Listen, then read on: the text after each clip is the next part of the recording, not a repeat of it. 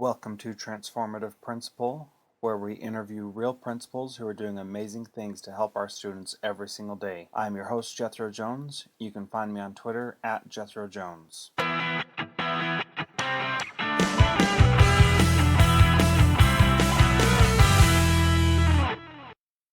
Let's go ahead and get started. Why don't you start by telling people who you are and where you're at and what you're doing? You bet. So I'm Shawn Davids. I'm a principal here at West Langley Elementary School, which is a school of about 260 kids in Langley School District. I've been principal there now for 3 years and love it. It's a great school community there, and we've just been doing a lot of cool stuff around learning, specifically how to leverage the technology to help out with the student learning. Yeah, and your technology stuff is really cool. I really like what you're doing with it. Talk a little bit about the things that you're most excited about with your technology implementation. Yeah, I mean, probably the most exciting part has just been kind of watching the students and staff just embrace it as a tool for learning. When I got there 3 years ago, we had a set of cows, which are computers on wheels, Mm-hmm. some MacBooks, and that was about it.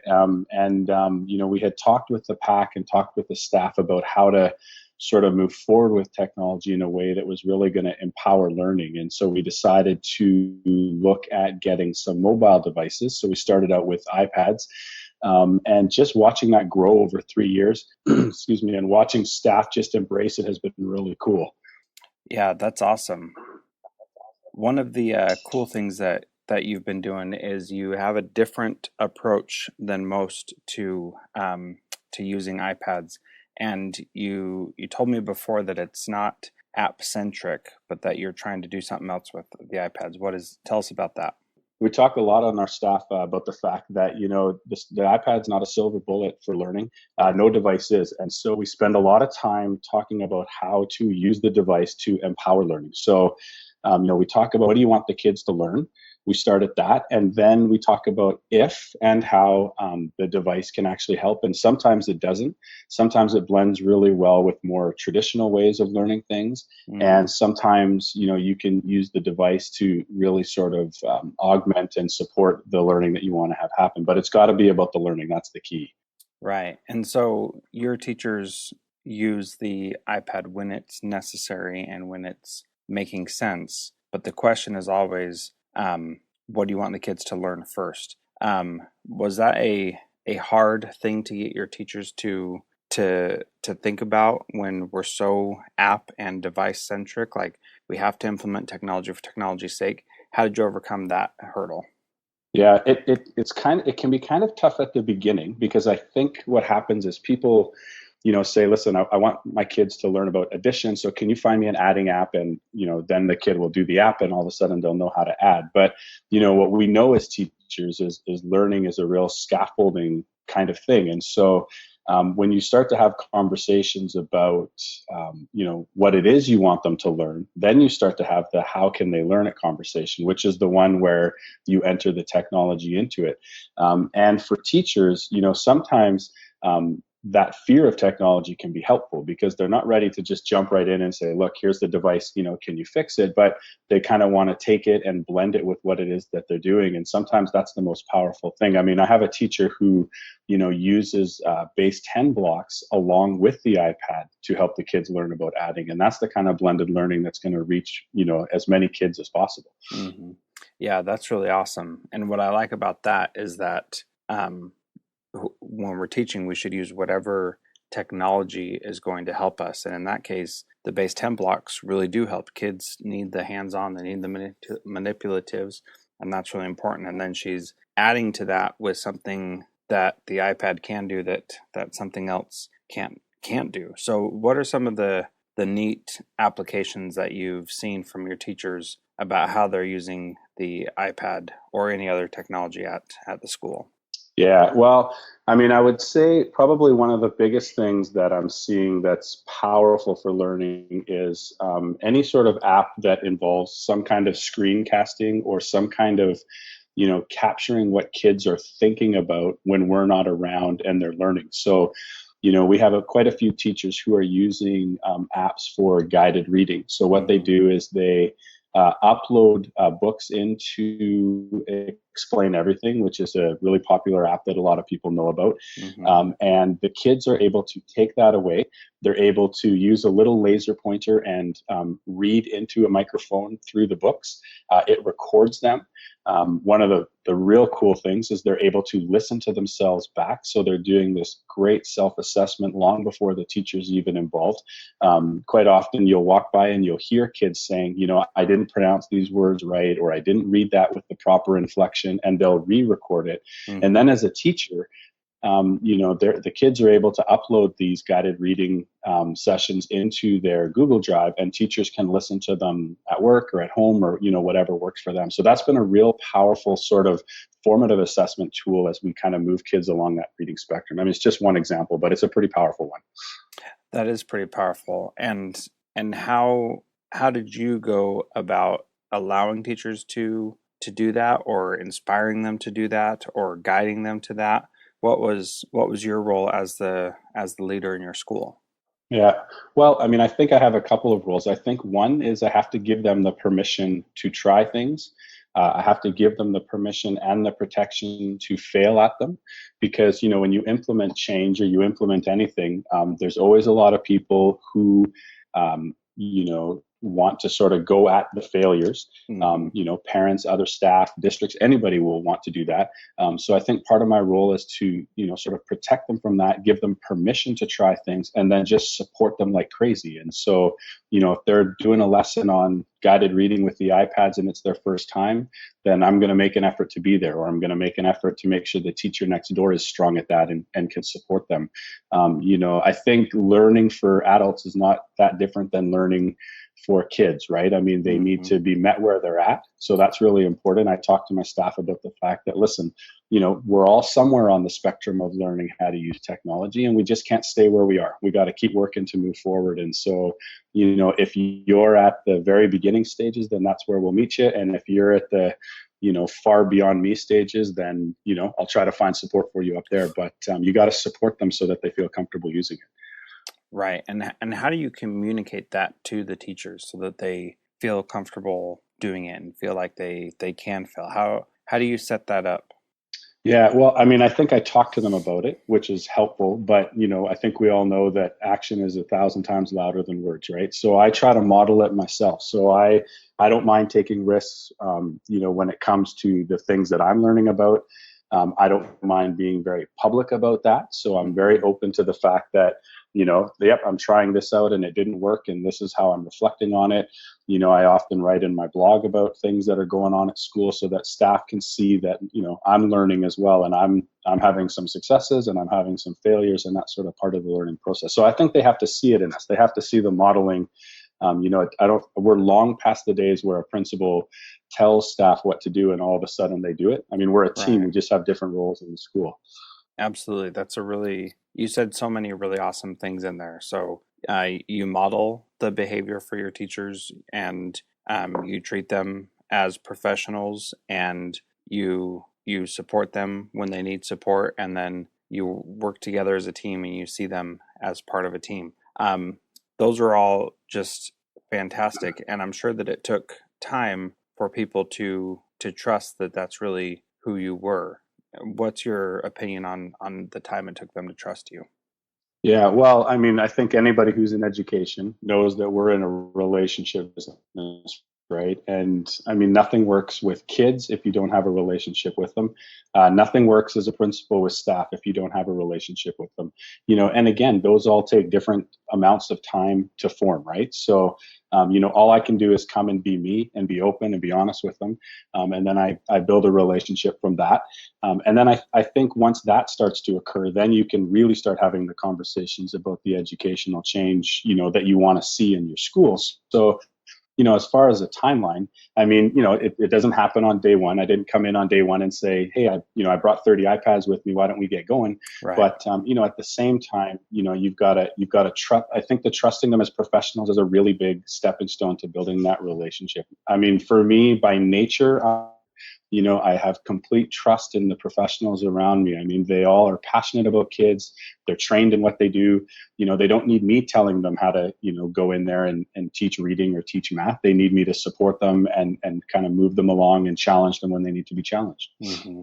Yeah, that is so powerful, Shawn. They need me not to teach that, to tell them how to teach. They need me to support them when they need support and challenge them when they need challenging. That is so, Yeah. so powerful. I love that. You talked a little bit about your blog, how you reflect on things that you've tried and failed on your blog. How, tell me about that process. How open are you about your failures with your staff versus on your blog? Are they one and the same, or do you share more on the blog or share more to your faculty? How do you do that? Well, yeah, I mean, in general, they're pretty much the same. I mean, I would say that my staff get to see more failures and more reflection just because they're with me every day. So, Right. if I happen to be in the lunchroom, at lunchtime, I have no problem saying, oh man, I was just talking to this parent and, here's what was frustrating and here's what I'm struggling with. Can you guys help me? And I may not blog about that. Like I might do a more general blog or something, but Hmm. I think they get to see it on a daily basis. And that's where the relationship forms, because I think you create some vulnerability there where they understand that, nope, Shawn is a person and he's an educator and he's struggling with some of the same things that I struggle with. And so now that conversation can start to happen, right? Hmm. Now, some leaders see vulnerability as a weakness, and you said it as if it were a positive or a strength. Why do you think that vulnerability is a strength? Yeah, I mean, I think it's a human thing for starters. So I don't, I'm not sure, anything that's human necessarily is a weakness. It just makes up who we are. And I think everybody feels vulnerable. So, for me to say that I think everybody is weak would be silly. I think vulnerability is a strength. It allows us to actually reflect on, who we are and what it is we do well and open ourselves to the help of others. And I think that's the key, right? Like, I'm not an island of myself. And sometimes I have Right. to be able to say, I don't know the answer to this and I need your help. Or I'm struggling with this and I need you guys to give me some input or even just to give me some support so that I can solve it myself. And I think that's an important thing for everybody, but certainly for educators. I think we spent a lot of years thinking we were the front of the class, the bestower of knowledge, the ones that were gonna, you know, give all the kids everything they need. And the world has vastly changed in that regard. And I think, teachers and educators have to understand that, we're going to be learning together with kids far more than we're going to be, bestowing things upon them, like what happened when I went to school. Right. Absolutely. And that's powerful. Let's turn to your social media presence and how you are doing cool things to communicate with your community and and others. So we'll start with your website, your school website. You have this thing called Five Things to Roar About. Can you talk to me about that? Because I think that's just awesome what you're doing there. And so I was saying about the five things to roar about that, I'll give credit where credit's due. Chris Weeger, I know is a friend of both of ours. He used to have a thing, I think it was called 10 Things to Talk About out at Kent Elementary. And for me, that really embraced the kind of positive storytelling I wanted to have for my school. I'm a firm believer that if we don't tell the stories of our school, somebody will. And it's usually not positive. So I want to be the one who's telling those stories. So, we started Five Things to Roar About. And I said to my community, listen, every Friday, I'm going to send out five things that are awesome that are going on in our school. And that was for me. I had to have the kind of accountability of saying to them it was coming out on Friday. That way it came out on Friday. Right. And the way it's grown has just been insane. I was the one that used to walk around finding the five things, writing about them, taking the pictures. It took maybe 2 months, and all of a sudden, staff were coming to me and saying, "Hey, come to my classroom. We're doing this really cool art thing, and maybe you could put it in your bloggy thing." And now we're at the point where, we've got students who are doing it, which is really cool. We've got a team of students who actually go around as student journalists and talk to teachers, talk to students, and write the five things to roar about. And it's such a great narration of what goes on at West Langley. Yeah. And why is that so important, Shawn? Why does that need to happen at a school? Yeah, I mean, for lots of things. First of all, schools are doing amazing things every day, and no one gets to know about them, right? Like if I'm a parent who works 9 to 5, my kids come home, I say, how was your day? If they're anything like my son, you get a fine. Mm-hmm. Well, tell me more. It was all right. So it really gives parents sort of a window into the learning process and what goes on in schools. And I think, beyond that, it just builds a positive culture for your school. I mean, parents are going to talk on the soccer field no matter how much, we try to change that. They will always do it. But the blog and some of the other social media things gives them a positive thing to talk about at the school. So instead of complaining about teacher X, maybe they have a conversation that says, hey, did you see on the blog that the kids are really embracing, something in PE? They had lacrosse for PE. What did your kid think about lacrosse? My kid, that's the conversation I want to see happen, when we're not around. So it really builds a positive culture for your school. Yeah, absolutely. I agree that that is really important to be the ones who are telling our own message, as Eric Scheninger would say. So tell me about a little bit more about the 5 things to roar about. What do you look for? What are some of the key elements for a 5 things to roar about post? What do you need to have? You said some kids take pictures, Yeah, and well, tell me about that.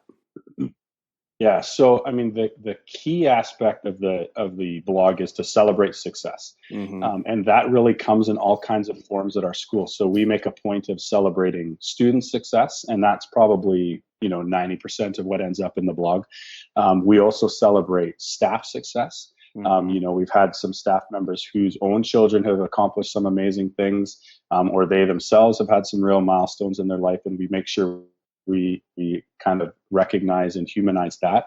But the key thing we're trying to do is give parents an idea of what learning looks like in our school. And so when we create a post for our 5 things to roar about, it's not enough to say, Division 6 went on a field trip to the aquarium and they had a really good time. It's, well, talk a little bit about what it is they learned, maybe get some reaction from the kids, maybe connect it to a bit of curriculum that's going on. Again, so parents start to learn, this is what school's about, and that school doesn't look like, what it looked like when they went there 20, 30 years ago. Mm-hmm. Yeah, that's awesome. When you have these kinds of things happening, how does that change the conversation when you talk with parents, especially about problems that kids are having? Yeah, well, I mean, it definitely frames the conversation in a much more positive way.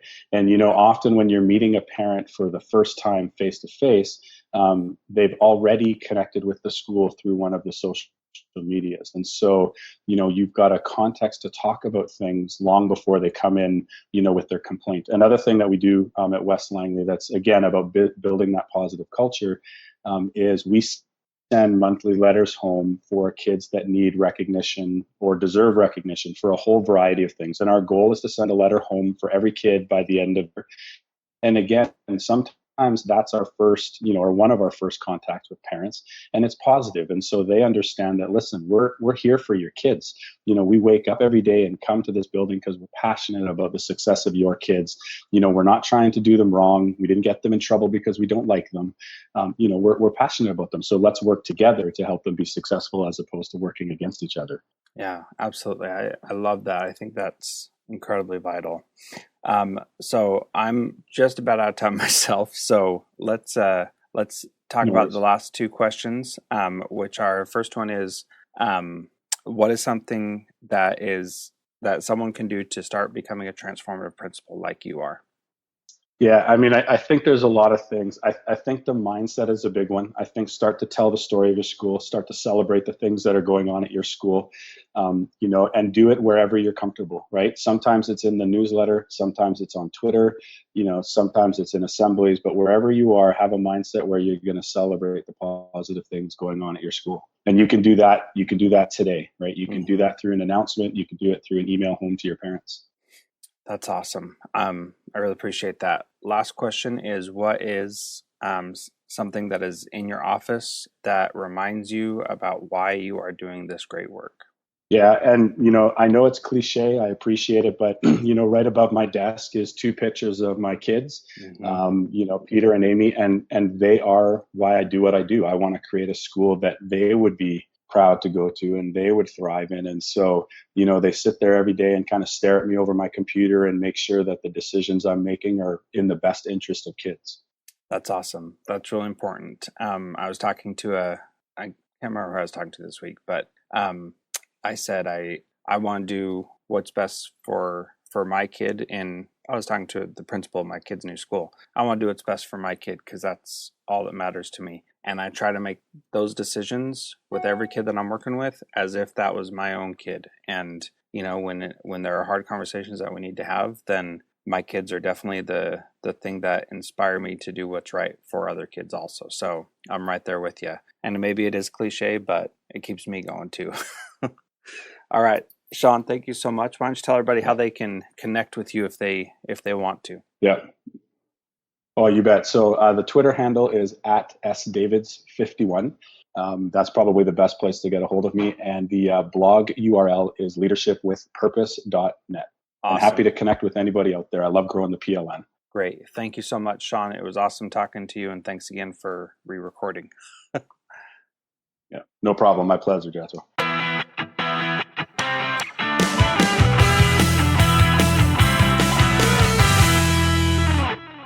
Thank you so much for downloading and listening to this podcast. Please subscribe in iTunes or Stitcher, and please feel free to give us a rating on Stitcher Radio or on iTunes so that we can help spread the word about how much we're learning in this podcast. Thank you so much for listening. You can find me on Twitter at Jethro Jones.